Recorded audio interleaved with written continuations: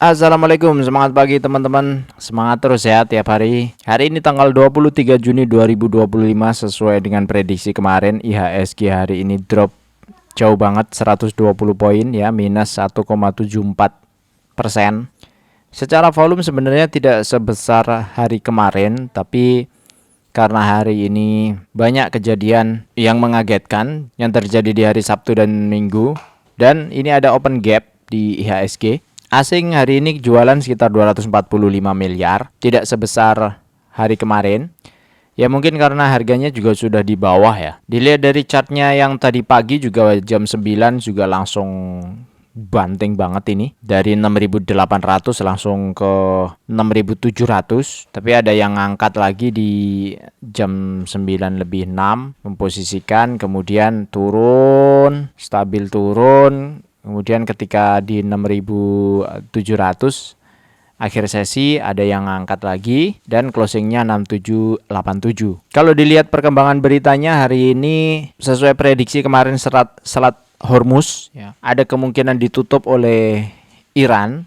Dan ini ada berita yang menyampaikan bahwa parlemennya Iran juga sudah setuju atas penutupan itu, tapi tinggal salah satu departemen, kayak semacam departemen pertahanan ya, itu yang menunggu persetujuannya. Dan kalau dihitung-hitung ya, perusahaan-perusahaan atau negara-negara yang ada di area sini, itu adalah penghasil minyak dan gas yang sangat besar yang melewati selat ini. Seperti Bahrain, Qatar, Uni Emirat Arab, ya, Kuwait, Saudi Arabia, dan rata-rata adalah perjalanan laut kalau bicara minyak bumi. Ya, ini ada yang menuliskan di sini 3 negara terbesar yang bakal terpengaruh atas keputusan jika Selat Hormuz itu ditutup. Nah, bila skenario ini terjadi di sini ya, dampaknya bisa mengguncang pasar energi global, terutama bagi negara-negara yang menggantungkan hidupnya pada jalur sempit selebar 39 km itu. Setiap harinya ada 20 juta barel minyak mentah melewati Selat Hormuz. Artinya itu ada sepertiga dari seluruh minyak yang diperdagangkan secara global pada saat ini. Siapa yang sengsara jika Iran betul-betul menggembok Selat Hormuz? Pertama adalah India. India adalah importer minyak terbesar dunia. Hampir 85% itu dia impor. Dari jumlah yang 85, 60%-nya berasal dari negara teluk seperti Arab Saudi, Uni Emirat Arab, dan Irak. Dan semuanya lewat Selat Hormuz. India, salah satu pemilik bom nuklir, akan mengalami lonjakan harga minyak domestik. Dan ini akan menjadi atau dirasakan inflasi tekanan fiskal di mana harga pangan, biaya transportasi naik drastis, kurs rupiah meremah karena impor minyak itu dalam dolar. Pertumbuhan ekonomi melambat. Jika pasokan energi terganggu, bahkan hanya seminggu, sektor penerbangan dan manufaktur India bisa lumpuh. India juga tidak memiliki cadangan minyak strategis yang cukup besar untuk bertahan lebih dari 30 hari. Ini persis kayak Indonesia juga. Indonesia juga nggak punya. Indonesia kalau nggak salah sekarang punyanya cuma seminggu atau 2 minggu gitu cadangan minyak itu. Itu India. Yang kedua ada China. China juga memiliki bom nuklir.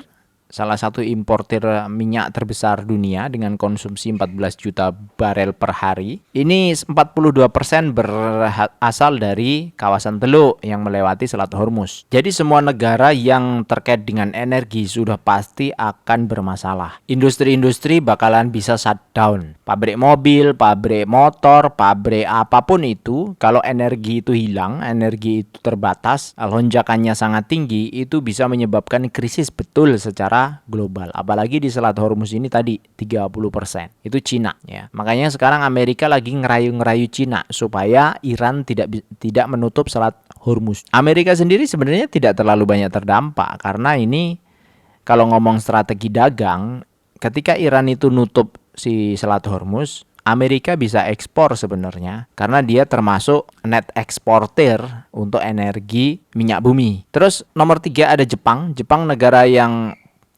tanpa sumber daya fosil yang signifikan. 90% pasokan minyak Jepang datang dari Timur Tengah, semuanya melewati Selat Hormuz. Jepang akan merasakan 4 dampak buruk jika Selat Hormuz ditutup. Pertama, risiko mengalami pemadaman listrik. Kemudian, industri otomotif manufaktur terganggu. Ketiga, kenaikan tajam harga BBM. Keempat, Toyota, Sony, Mitsubishi dampak langsung karena logistik terganggu. Menurut laporan analis Nikkei, Selat Hormuz adalah nadi kehidupan ekonomi Jepang.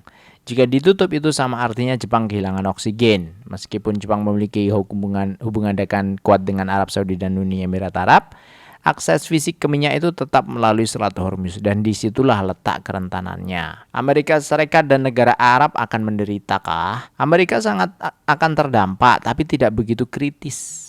Alasannya AS kini menjadi net eksportir energi sejak 2019. AS memiliki cadangan minyak yang besar, yang mana negara ini memiliki strategic petroleum reserve lebih dari 370 juta barel per Juni 2025 dan bisa digunakan saat krisis. Meski demikian, ketika harga minyak global naik, otomatis harga BBM di AS juga akan naik. Maksudnya, ini ketika naik, mereka pun ekspornya juga akan naik nih. Walaupun domestiknya juga ikutan naik ya. Negara-negara Arab Teluk juga akan rugi besar. Arab Saudi, Uni Emirat, Kuwait, Qatar sangat bergantung pada ekspor minyak dan gas. 80-90 ekspor itu melewati Selat Hormuz. Dampak buruknya yang akan dirasakan negara Arab Teluk, Iran menutup Selat Hormuz adalah pendapatan negara anjlok karena ekspor minyak terhambat. Nah, ini yang lewat jalur darat itu melalui pipa minyak petrol lain ya, East West Pipeline dari ladang timur. Ini Arab Saudi. Tapi kapasitasnya cuma sekitar 5 juta barel per hari. Uni Emirat Arab juga punya, tapi tidak signifikan. Ini yang kemarin saya bahas di sini ya. Selat Hormuz itu ya posisinya di area ini. Kalau ditutup tuh maksudnya apakah ditutup? Enggak ditutup begitu. Kalau ada yang lewat ditangkap seolah-olah, ditahan oleh si Iran, nggak boleh lewat. Kalau benar-benar lewat beneran, bisa dibom misalnya gitu loh. Nah, kayak Kuwait, kayak ini ya. Ini kan pelabuhan-pelabuhan semua nih. Posisi di sini tuh Bahrain, Qatar, Uni Emirat Arab, ya, Abu Dhabi, Dubai kan lewatnya begini, lewat sini. Ketika lewat sini itu dia bisa mengakses dunia, bisa ke India, bisa ke sini, Myanmar, Thailand, bisa ke Afrika, bahkan mau ke Spanyol, Eropa pun dia harus keluar dulu lewat sini, muter gitu. Muter ke Oman, Yaman, masuk ke Egypt ya. Ini lewat terusan Suez. Mana terusan Suez itu? Ini yang dibelah ini. Ini kan ada air nih, ada gambar air di sini masuk terus. Nah ini. Lah si Israel itu pengen menguasai Gaza juga waktu kemarin itu. Ketika dilihat dari dekat, dia juga pengen nyaingin terusan Suez tadi. Ambilnya dari mana? Kalau dilihat di Google itu lewat mana ya? Kok nggak kelihatan? Kemarin aku lihat ini. Pokoknya harus lewat sekitaran sini loh. Nah, sini. Lewat sekitaran Gaza. Cuma ini nggak kelihatan. Jadi gitu. Terus ini hal menarik ya. Kita kalau melihat perkembangan sebuah negara, salah satu yang bisa dilihat itu adalah infrastrukturnya. Nah, kalau kemarin saya sampaikan ada pertumbuhan ekonomi Cina itu seperti apa ya dibandingkan dengan Amerika. Nah, ini kita bisa bandingkan dari infrastrukturnya juga. Dulu sebelum ini di-ban, saya bisa ngelihat tol ya. Ini kan jaringan-jaringan ini sebenarnya tol nih di Cina. Jiangxi, Hengyang, Changde, Hunan, Wuhan, Hangzhou, Zhejiang, Taizhou, Wenzhou. Ini sebenarnya ada jaringan-jaringan tol yang kayak apa namanya ini laba-laba ya, jaring laba-laba. Ini adalah infrastruktur yang terjadi di Cina, betapa besarnya.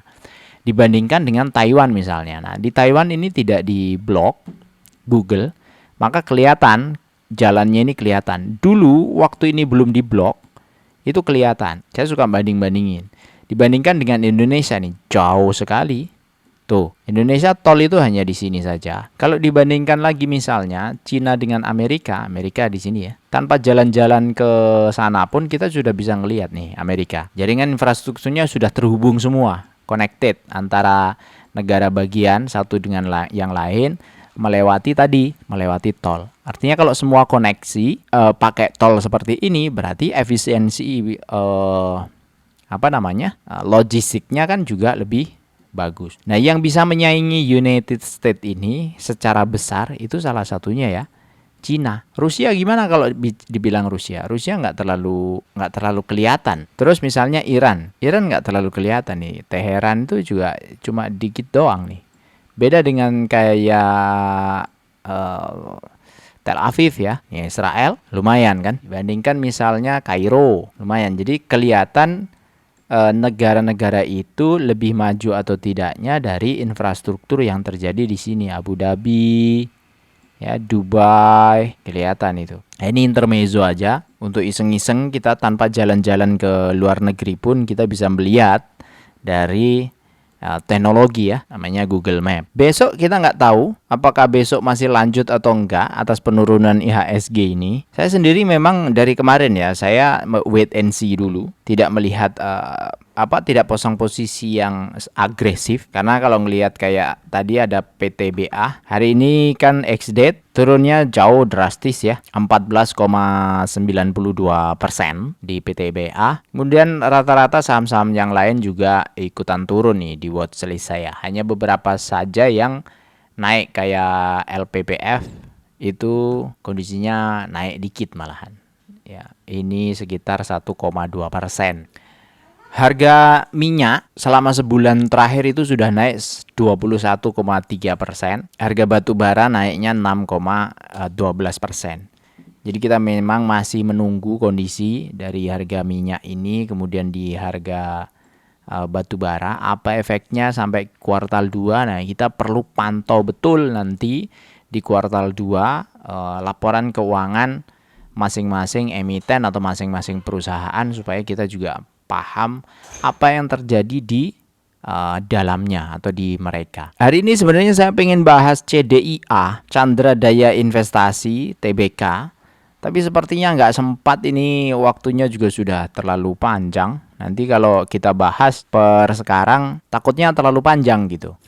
Mungkin di next video kita bisa bahas ya. Kalau ada yang mau dibahas, di komen aja. Kalau nggak salah masih ada kesempatan untuk pembelian sahamnya. Penawaran awalnya ini sampai 24 Juni, berarti sampai besok. Sebenarnya lumayan menarik sih, lumayan menarik. Silakan komen aja, nanti ada yang perlu dibahas. Nanti kalau misalnya terbahas ya udah saya upload malam ini atau upload besok pagi lah. Ya terusin dari rekaman hari ini. Itu aja dari saya, semoga bermanfaat. Sampai jumpa lagi di video berikutnya. Tetap sehat, tetap semangat. Terima kasih. Wassalamualaikum warahmatullahi wabarakatuh.